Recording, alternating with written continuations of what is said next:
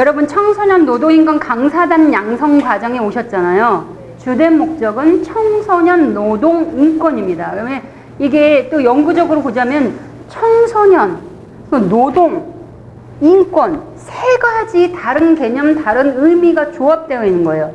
그럼 청소년에 대한 이해가 필요하고 노동에 대한 이해가 필요하고 인권의 시각으로 또한 갈아입어야 해요. 조금 복잡하고 어렵지만 아주 단순화시켜서 자 봅시다 한번. 인권 교육의 최종 목적이 뭘까요? 노동인권이든 성인권이든 장애인권이든 다 망라했을 때 인권 교육의 최종 목적 뭘까요? 행동 옹호 예방. 맞아요. 간단한 말로 실천이에요, 실천. 예를 들어 여성 인권을 배웠으면 여성을 성희롱하지 말고 말이든 눈빛이든 시선이든 존중함으로 변하는 행동을 해라. 이게 바로 인권 교육의 목적이잖아요. 이거를 조금 유식한 말로 뭐라고 하냐면 인권 옹호 행동이라고 합니다. 그러니까 여러분들이 청소년 노동 인권 교육을 받으면 여러분의 결과는 뭐로 나타나야 돼요?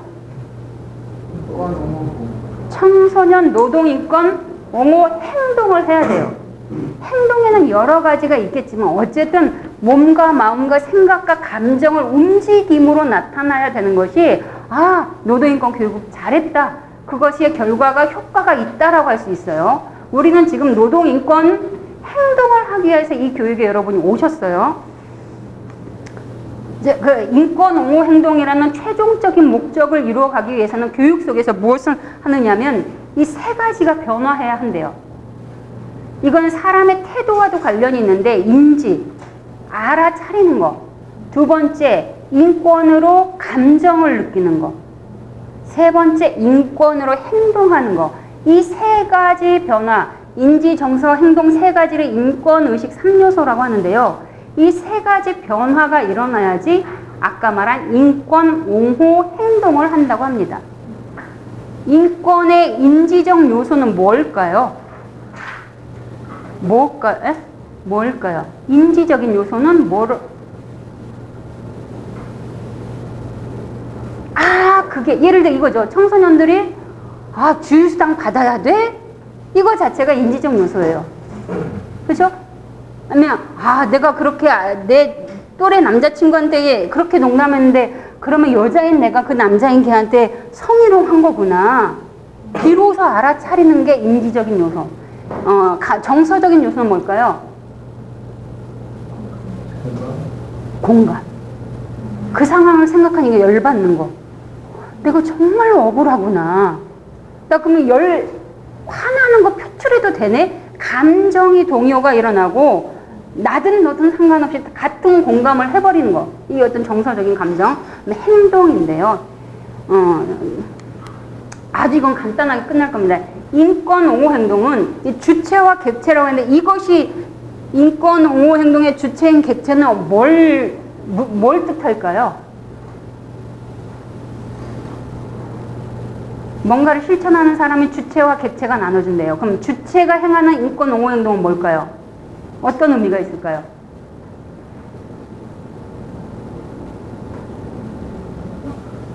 그렇게 권리 실천하는 행동의 결과가 나에게 이득이 될 때 이거는 주체의 인권 옹호 행동. 객체의 옹호 행동은 뭘까요? 반대로 내가 권리 실천하는 그 행동의 대가는 누구에게 가? 나에게 바로 오지 않고 타인에게 가. 이게 바로 주체와 객체의 인권 옹호 행동입니다. 대표적으로 주체들이 행한 우리 사회를 떠나서 이 세계 전체를 통틀었을 때 주체가 행하는 인권 옹호 행동의 대표적인 게 뭐가 있을까요? 여러 인구학적 특성이 있을 텐데 그 중에서도 어떤 권리 행동을 하고 그것이 그 본인들의 혜택으로 돌아가는 움직임.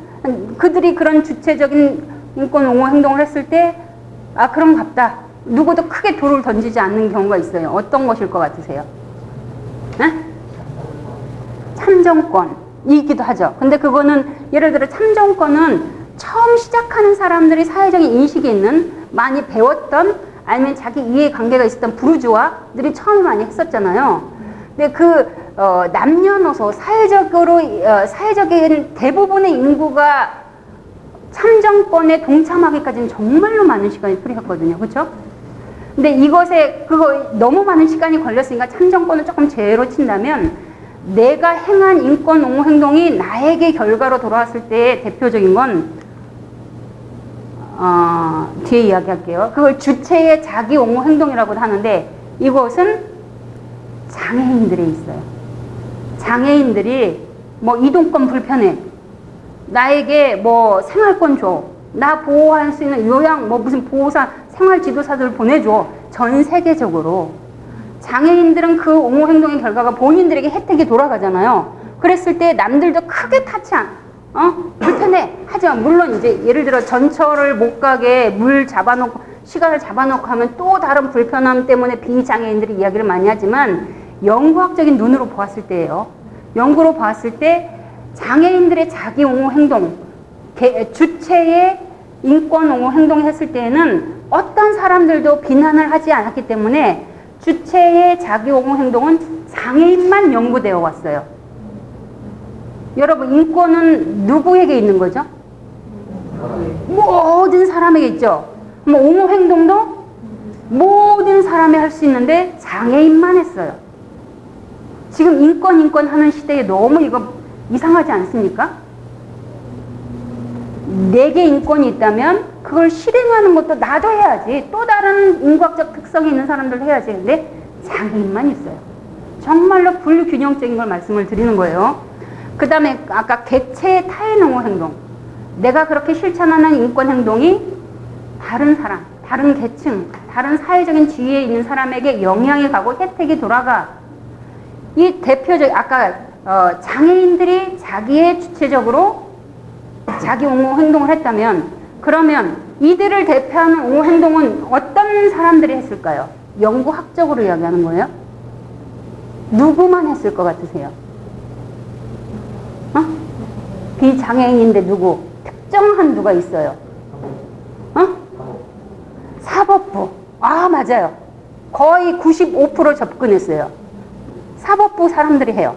그리고 사회복지사 사람들이 해요. 경찰관들이 하고 교도관들이 하고 청소년 지도자라는 사람들만 객체, 타인을 위한 인권 옹호 행동을 한대요. 그러니까 이들이 뭐냐면 휴먼 서비스를 제공한다는 전문직 종사자들만 인권 옹호 행동을 해왔어요. 그 인권 옹호 행동을 근데 엄밀한 의미로 살펴보면요. 인권이 너무나 가치 있으니까 내가 이 사회를 정의롭게 위해서 하는 행동이 아니라 직무행동이에요. 직무행동. 그렇죠? 그렇게 일한 대가로 본인은 돈을 받고 본인의 경력이 쌓이고 그 직업행동을 떠났을 때는 개별적으로 행동하지 않아요. 그런데 연구로서는 사회복지사들의 타인 옹호 행동만 연구가 되어 왔어요. 너무나 불균형이기 때문에 이걸 말씀을 드리는 건데요. 인권의 시대에 장애인과 휴먼 서비스 종사자들을 넘어서는 인권 옹호 행동 연구가 없는 이유는 뭘까요? 여기까지 이해되셨죠? 그 연구가 실행되지 않는 이유는 뭘까요?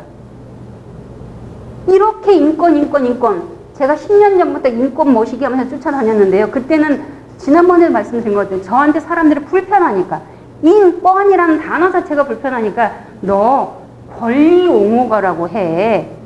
개나 소나 야 맨날 문제 제기하는 그런 사람 그런 이미지 심지 말고 인권 말 하지 마. 근데 10년 지나니까요. 제가 요즘 막 주가가 높아졌어요. 저 여기저기 막 오래요. 인권의 시대가 표면적으로는 되었다는 의미예요. 그런데 속사를 들여다보면 너무나 연구가 없어요. 자, 여러분 연구라는 건 현실을 그 시간에 곧장 반영하지 못하고 맨날 뒤처져서 쫓아가기에 바쁘지만 연구가 이 세상에 주는 독특한 역할이 있어요. 그게 뭐냐? 인류가 시작돼서 지금까지 축적되어진 어떤 지식 있잖아요. 이론 체계. 거기에서 근거를 뽑아내는 거예요. 그 근거 위에 정책이 만들어지고 정책 다음에 현실에 적용이 되고 그래서 하나씩 둘씩 역사가 바뀌어 나가는 거예요. 눈에 보이지 않지만 연구의 역할이 그만큼 중요한데요. 그럼에도 불구하고 이 인권의 시대에 인권 옹호, 인권 교육해야 된다며. 그것의 목적은 인권 옹호 행동이라며.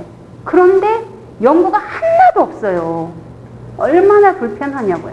근데 여러분 연구하는 사람? 여러분 지금 인권 옹호 행동을 하고자 여기까지 왔잖아요. 그러면 빈 곳을 찾아 들어가서 일하는 것도 인권 옹호 행동가로서의 필요한 역할이라고 생각합니다. 그래서 인권 옹호 행동 연구가 없는 이유는 연구자들이요, 여기 박사가 정도 계시지만 박사들이 논문을 쓸 때 뭘 하느냐, 바로 팔리는 논문을 써요.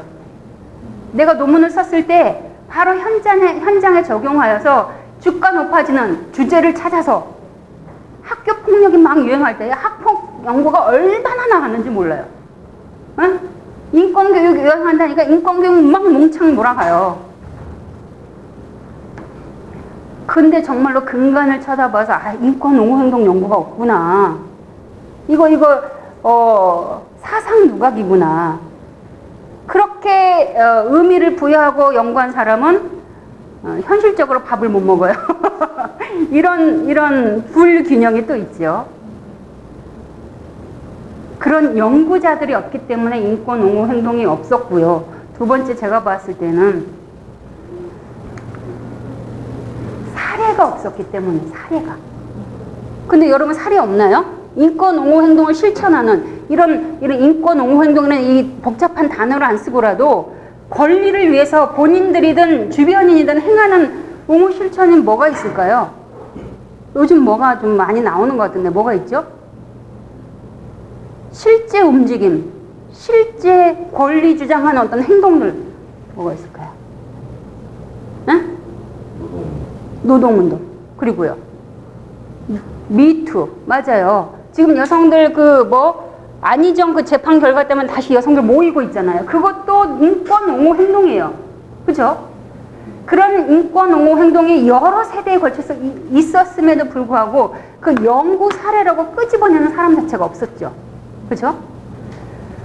더불어서 인권 옹호 행동이 있었음에도 불구하고 지금까지 연구는 인지적인 요소, 인권의 지식은 어떻게 쌓아가고 가치는 뭐고 교과서적으로 늘어놓는 거, 인지적인 요소에만 인권의 인지적 요소가 인권 교육에 미치는 영향, 인권 교육을 통한 인권 감수성의 변화 정도, 효과 정도, 인지와 정서에 많이 연구가 몰려요. 그리고 나서 이게 이제 행동 사례를 못 찾으니까 연구자들이 어디까지 결론 짓고 끝났느냐면 도저히 장애인과 이 종사자들을 넘어서 인권 옹호 행동을 못 찾으니까 옹호 행동 의사 단계에서 끝났어요. 예를 들어 내가 이렇게 컵에 물을 마시잖아요. 이게 만약 인권 옹호 행동이라면 이 옹호 행동 사례를 못 찾아서 인권 옹호 행동은 내가 이따 물 마셔야지. 행동 의사 단계에서 연구가 끝났어요. 인권 옹호 행동을 못 찾아서 행동, 실제로 움직인 물 마신 사례를 찾아야지 연구를 어찌고 하는데, 나는 그러면 여성을 존중할 거야. 장애인이 지나가면 나는 이렇게 도와드릴 거야. 행동 의사가 있대요. 거기서 딱 멈췄어. 얼마나 행동 실천했던 연구가 없었느냐. 얼마나 우리가 인권 교육을 하지만 그 교육의 결과가 어떤 단계를 거쳐서 실천까지 이뤄가는지 그거를 도저히 말할 수 있는 근거가 없다는 걸 말씀을 드리는 겁니다. 그런데 이 위대한 이렇게 거대한 연구 주제를 전 주변에서 봤어요. 너무나 많이. 장애인을 벗어난 주체의 자기 옹호 행동이 있더라고요. 그리고 전문직 종사자가 아닌 시민임에도 불구하고 그냥 학부모, 교사일지라도 그 행동의 결과가 본인에게 어떤 임금으로 다가오지 않은 그냥 시민의 역할을 하는 교사가 있고 활동가가 있고 그냥 회사원이 있더라고요. 이들이 자기의 어떤 혜택을 위해서가 아니라 사회 정의 차원에서 인권 옹호 행동을 하더라고요. 그게 뭐였을까요?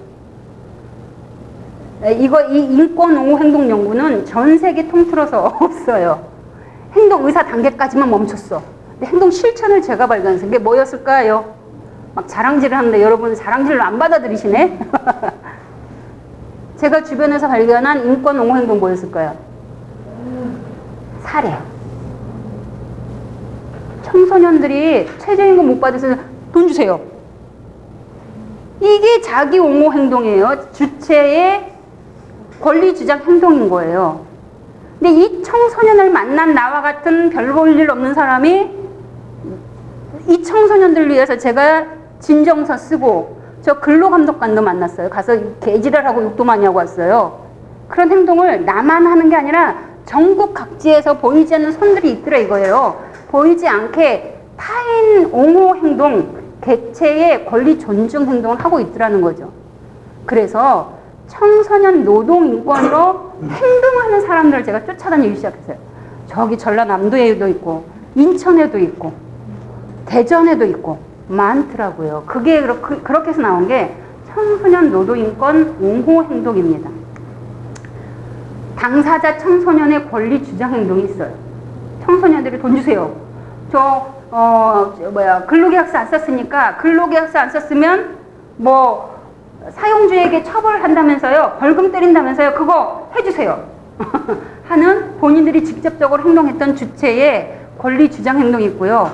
시민, 노동부에 소속된 근로감독관도 아니고 사회복지사였을지라도 자기 업무에서 떠난 지역 안에서 네트워크 활동을 하는 지역 시민이었기 때문에 권리 존중을 행동했고 이것이 청소년 노동인권 옹호 행동으로 연결되더라.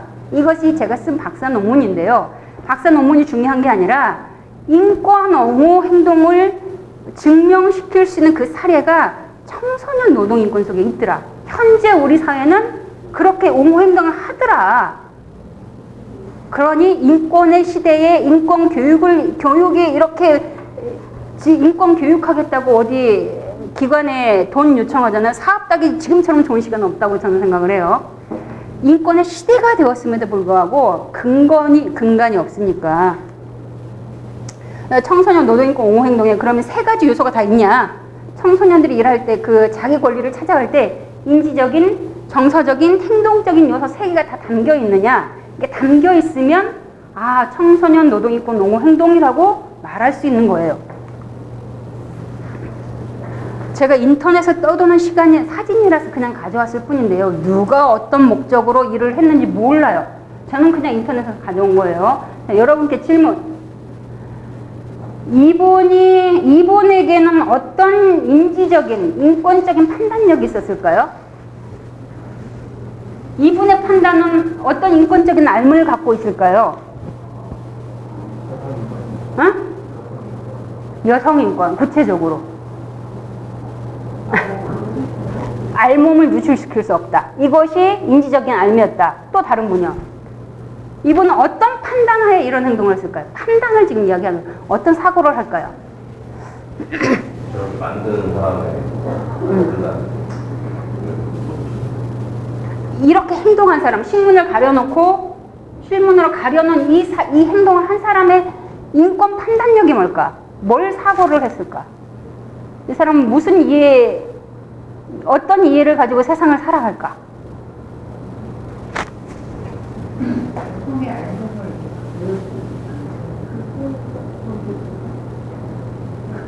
응. 날씬하고 이런 게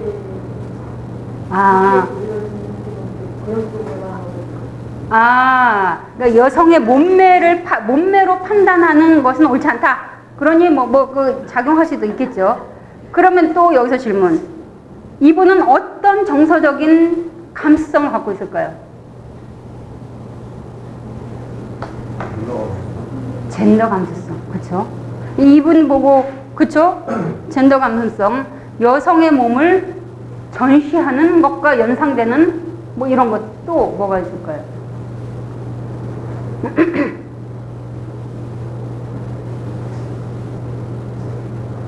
제가 만약 이 앞을 지났다면 제가 이렇게 훌륭한 몸매를 갖고 있는 사람은 아니지만 수치스러워. 마치 내 몸인 양. 이 행동을 한 사람이 여성일지 남성일지 어른이실지 청년일지 모르겠지만 그 수치심을 알지 않을까? 누구라도 이런 경우라면 연상의 효과, 연상돼서 마치 내가 부끄러움을 느끼는 것 같은 감정을 갖고 있나 보다 라는 생각할 수 있겠죠. 어떤 행동이죠? 행동적인 요소가 있나요? 실천. 뭘 실천했죠? 어떤 실천을 했죠? 응? 신문으로 가렸어요. 근데 아까 말 행동 의사 단계에서는 나도 저거 생각했는데, 나도 마네킹 저거 신문으로 가려놓을까 생각했는데, 나와 천차만별 차이는 이 사람은 실제 했어요. 그쵸? 저는 생각 속의 의사 단계에서만 머물렀어요. 그래서 인권 옹호 행동 속에는 이 인지, 정서, 행동 3요소가 들어가야지만이 정말로 인권 의식이 행동으로 표현된다는 거예요. 이해되시죠? 청소년 노동인권 옹호 행동 가운데서도 이 세 가지 요소가 드러나야 해요. 청소년들이 예를 들어 못 받은 근로기준법에 의거하여서 자기가 뭐뭐 못 받았는지, 뭘 침해당하였는지 행해 나가는 그 행동 속에는 어떤 인지적인 요소들이 있을까요? 뭘 알았을까요?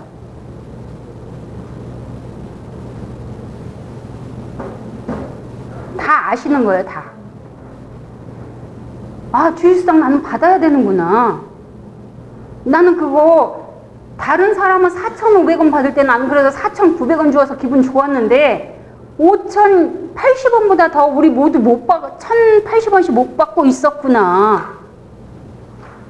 그리고 내가 지금 돈을 못 받았는데 이거를 해결하려면 어디를 찾아가야 되지? 검색해서 찾아가는 거 인지적인 요소예요. 인권적인 판단력이에요. 어려운 거 없어요. 그렇죠? 청소년들은 그런 판단을 한다면 이 청소년들을 도왔던 비당사자인 시민들은 어떤 인지적인 판단을 했을까요? 뭘 했을까요?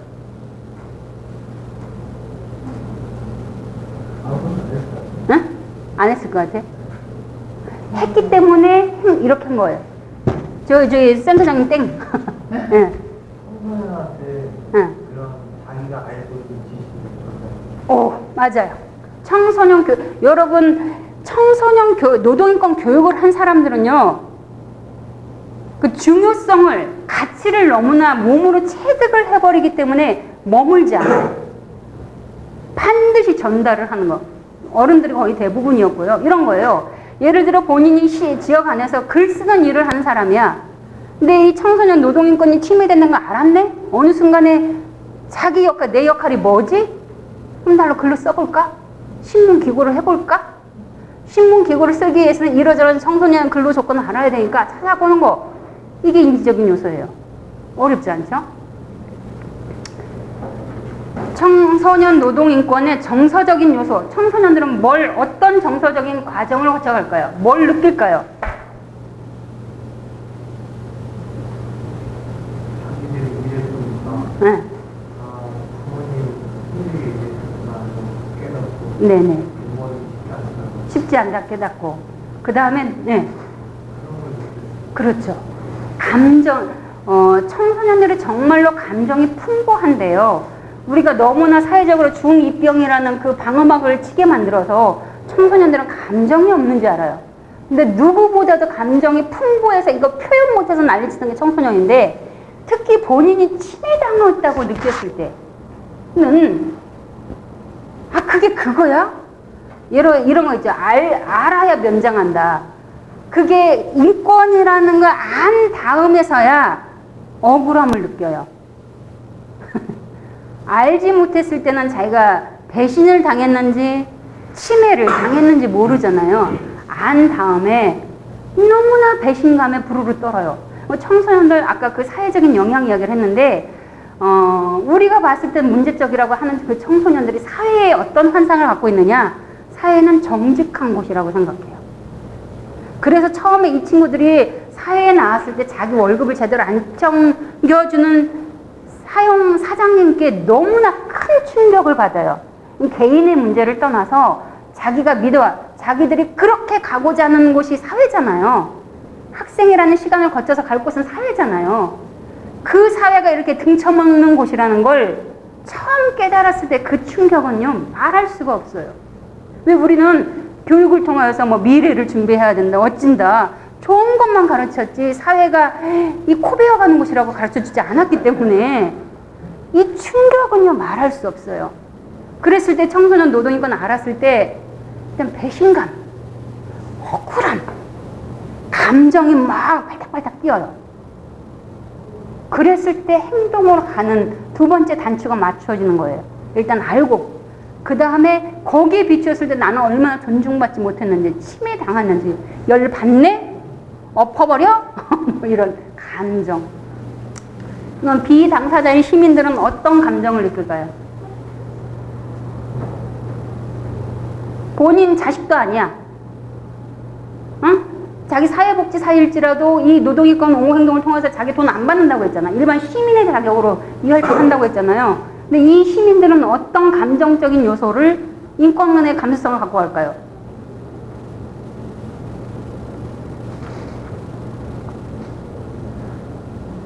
성인 40대 여성임에도 불구하고 내 조카도 아님에도 얘가 어떻게 침해당하는지 말을 들을 때는요 머리카락까지 다 선대요. 열받아서, 분노해서.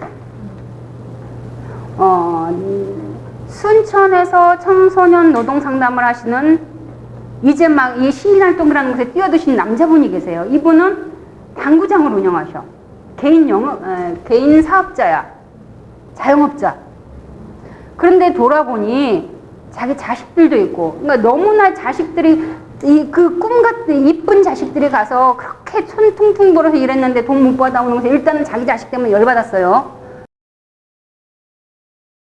두 번째, 이제 자식을 떠나서 또 다른 눈으로 청소년을 만나다 보니 이 도찐 개찐이야. 다 침해를 당하고 있는 거예요. 그래서 이분이 이제 본격적으로 활동가가 된 다음에 편의점을 찾아갔어요. 이분은 정말로 활동력이 뛰어난 분이야. 그래서 전화해서 사장님, 이 친구 최저임금을 챙겨주셨어야 되나 안 해주셨어요. 전화 권고로 저희는 겁나서 보통 하고 말거든요. 이분은 직접 이 친구의 손을 잡고 편의점을 가요. 그래서 그 편의점 사장님을 만나요. 근데 이분의 지금 우리가 비당사자 시민의 정서적 요소를 이야기하고 있는데 이분은 처음에는 분기탱천에서 나도 같은 자영업자지만 어떻게 청소년 저 코올리게 친구들의 돈을 뺏어갈 수 있어? 안 줄 수 있어? 탱천에서 갔는데 가서 보니 이 편의점 사장님의 사정에 200% 공감을 해요. 자기도 지금 당구장 하는데 너무 어려운 거 알거든요. 근데 편의점 사장님 말씀을 들어보니 월급을 안 줄 수밖에 없는 너무나 당연한 상황인 거야. 이분이 딜레마에 빠진 거예요. 어떻게 해야 될까? 이 딜레마 과정을 겪어가면서 그럼에도 불구하고 노동인권 원칙을 찾아가는 이 감정의 소용돌이를 겪습니다. 이해되시죠? 저희는 그냥 말만 외치는 사람이기 때문에 내가 내 장사를 안 해봤기 때문에 이분만큼 그런 딜레마 상황은 없어요. 그러니까 얼마나 제가 잘못할 건덕지가 많겠냐고요. 근데 이분은 현장을 알고 인간이 헤아려져 버리기 때문에 그 상황 속에서 내가 이 청소년을 위해서 무슨 어떤 행동, 어떤 원칙을 세워야 되겠지 얼마나 괴로웠겠냐고요. 이런 과정 속에서 비당사자의 노동인권 옹호 행동을 하고요. 그 다음에 이제 행동적 요소. 정서, 인지, 그 다음에 마지막 행동적 요소인데요. 청소년들은 어떤 행동을 했죠? 여러 가지가 있을 텐데 어떤 행동했죠?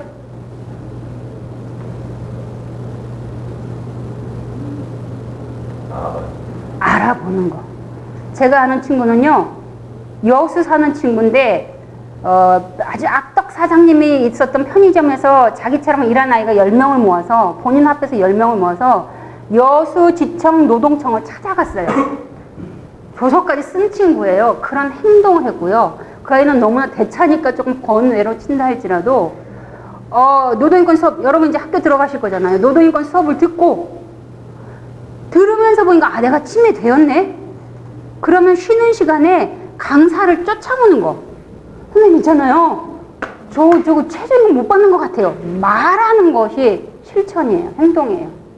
아까 말했잖아요. 나도 말해야지. 마음속에 담는 건 행동 의사 단계이고 실천 단계까지 가는 거. 행동이 거창한 것도 있고 그냥 말하는 거. 그 SBS 뉴스에 나온 게 있는데요. 일본에서도 편의점을 다 대기업이 운영을 해요. 다 지점으로.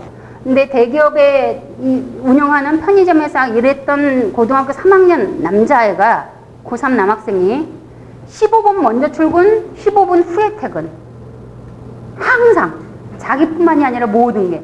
그래서 뭐 노동인권이 어찌니 이거는 모르고 자기 주변에 있던 어떤 아저씨에게 말을 한 거예요. 이상해요. 맨날 15분 먼저 가고 15분 후에 오는데 그건 돈 안 줘요. 이 이야기를 했을 뿐이에요. 이분은 노동인권 활동가였죠. 그래서 이분이 전국적으로 퍼뜨려서 신문 쓰고 기고하고 해서 전국적인 대기업의 그 최대 그 약점이 뭐냐면 사회적인 문제가 터졌을 때 우리 기업의 이미지가 손상될까 굉장히 경계하잖아요.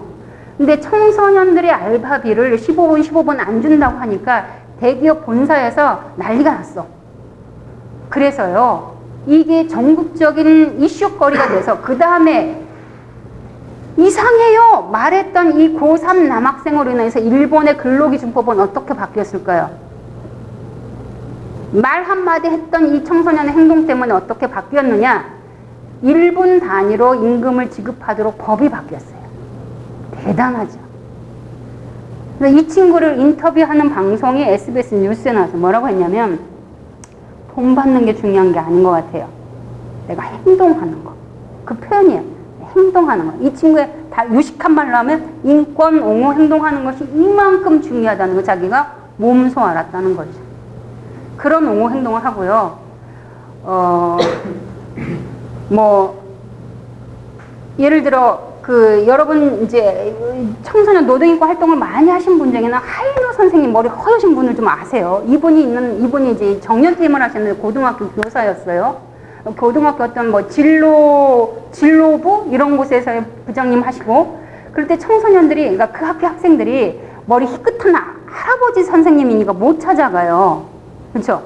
우리가 선생님을 얼마나 가까이 대합니까? 어렵잖아요. 근데 노동인권은 계속 선생님이 애들 입학하자마자 이야기하고 하니까 이 어려운 머리 희끗한 선생님을 찾아오는 학생들이 늘어나는 거예요. 그 학생들은 그 진로부장을 향하여서 문턱을 넘어 선생님을 쫓아가는 게 본인의 실천 행동이에요. 이해되시죠? 예. 청소년 노동인권 옹호 행동. 주체가 본인의 권리주장 행동을 했을 때 예를 들어 여러분들이 교육을 나갔을 때 이 교육을 받고 노동인권을 아는 청소년들에게 어떤 의식적인 변화가 아까 인지정서 행동이라고 했잖아요. 이 인지정서 행동 세 가지가 다 통합되어야지만이 실천을 하는데 실천 가운데서도 아주 작게나마 변화가 단계를 겪어나가는데요. 교육을 통해 교육을 받기 전에는 이게 노동인권 침해인지를 모르잖아요. 권리주장 행동 이전에는 인지적인 결함을 겪죠. 두 번째, 자기 권리를 주장하는 행동을 하는 그 계기가 된 것이 뭐냐면 옆에 있는 친구였어요. 친구. 인적인 요소. 예를 들어 자기가 떡볶이집에서 일을 하는데 최저임금을 못 받아. 그 상황을 알게 된 다른 친구가 야, 너 저기 선생님한테 가면 선생님이 너 도와줄 거야. 그 돈 받을 수 있어. 자기 권리를 챙겨봤던 친구가 옆에 있으면 반드시 다른 친구에게 이야기하는 어떤 놀라운 효과가 있어요. 그렇게 인권 옹호 행동가가 옆에 있으면 그 사람은 반드시 다음 타자로서 행동을 합니다. 이게 권리주장 행동의 계기가 돼요. 근데 한 사람을 움직이는 게 사람의 영향이라면 만약에 그 학교 전체가 아까 그 선생님처럼 그 선생님 부임해서 5년 내내 그 학교에 계속 노동인권을 설명하고 부서를 만들어내버린 건 그 학교 자체가 노동인권은 친화적인 환경이 되어버렸잖아요. 그런 집단이 전체 구성원이 노동인권 친화적으로 변합니다. 자기 주장하는 계기가 되어버려요. 세 번째는 이제 권리주장 행동을 하면서 아까 말씀드렸죠. 알고 나니까 너무나 분하고 너무나 억울했던 거. 정서적인 소용돌이를 거치면서 권리주장하는 과정과 결과로는 무엇이 노동인권인지 제대로 알게 돼요. 그리고 자기가 권리주장 행동을 하는 그 결과로서는 억울함이 해소가 됩니다. 아이들이 정서적인 그 병이 치유되는 효과가 있어요. 권리주장 행동을 한다는 거. 그 다음 마지막 중요한 게 뭐냐면 아까 말했죠. 한 친구가 자기 권리를 챙겨본 친구는 반드시 타인에게 전달을 해요. 나에게서 멈춰 있는 게 아니에요. 노동인권 옹호 행동이라는 것이 물처럼 흘러 가는 거예요. 그래서 인권의 세상은 인권의 가치를 하나 받아들인 사람 한 사람으로 인해서 천천히 변해갈 수 있어요. 그리고 아까 이 친구들은 내가 못 받은 돈을 받기 위해서 권리 주장, 나에게 이득되는 행동을 했잖아요. 그리고 자기들은 그 실천의 혜택을 본 사람인데 마지막 최종 단계는 어떻게 변하느냐? 다른 사람에게 예를 들어 그 머리 희끗한 선생님을 못 찾아가는 친구 손을 붙들고 자기가 진로보장실을 들어가요. 이거는 이 친구를 위한 권리 존중 행동으로 변하는 거거든요. 권리 주장에서 권리 존중 행동으로 변하는 건 너무나 이 친구의 억울한 상황이 200% 공감되기 때문이에요. 공감되는 상황에서는 행동을 안 하고서는 견딜 수가 없는 거. 이게 바로 인권 옹호 행동이 강처럼 흘러나가는 어떤 법칙이라고 할 수 있습니다. 그 다음에 시민들, 성인들은 전부 다 보니까 아까 말했죠. 한 사람의 인권적인 가치를 갖고 있으면 옆에 사람의 영향을 받는 것처럼 이분들은 과거에 어떤 삶을 겪어왔나 돌아보니 직업적인 책임, 교사였기 때문에 아까 누군가 말씀드렸는데 교사들은 본인들을 노동자라고 생각하는 사람이 1%, 2%밖에 안 돼요. 근데 이분은 자기가 교사임에도 불구하고 노동자 취급하지 않다는 노동의 가치가 땅에 떨어지는 거 어느 순간 아신 다음에 교사들이 바뀌어야 되겠구나. 교육이 바뀌어야 되겠구나. 이게 내 역할이구나. 직업적인 소명감으로 노동인권 옹호 행동을 하게 된 거고요. 그 다음에 과거에 자신이 청소년기에 노동하면서 겪었던 20대 뭣도 모르고 그 공장에 들어가서 뭣도 모르고 노동조합 한다면서 그렇게 핍박받았던 과거의 자신으로부터 인권 옹호 행동을 할 수밖에 없는 현재까지 이른 거죠. 지금은 학교 안에 있는 사람은 노동인권이 교육, 제도 내 교육이 되기 위해서 노동청과 선생님과 친구들을 향해서 끊임없이 제도 안에서 일을 하고 있고요. 그 다음에 그 현장 실천과 아까 그 편의점 찾아가는 그 아저씨처럼 자기가 청소년기 일했을 때 얼마나 억울했는지 그걸 경험한 지금 현재 시민은 현장에서 직접 근로감독관을 만나거나 고용주를 만나러 가거나 현장에 실천 행동을 하고 있고요. 그러니까 미래는 어떻게 예상하느냐? 자기 과거에서 현재까지 자기 활동이 연결되어 온 것처럼 이제는 이걸 더 확장시킨 미래를 꿈꾸고 있죠. 이게 바로 청소년 노동인권 옹호 행동입니다. 옹호 행동, 인지, 정서, 행동 세 가지가 발현되어야지만이 실천한다는 것. 작은 인권 옹호 행동 하나는 그 주변을 인권의 세상으로 바꿔간다는 것. 이제 마지막으로 여러분께 드릴 것은 청소년 노동인권 교육 강사가 되는데 여러분의 최종 목적은 여러분도 그리고 여러분의 교육을 받는 청소년도 노동인권 실천가가 되라고 거기에 방점을 두고 교육을 하시면 좋지 않을까 생각을 합니다. 마치겠습니다.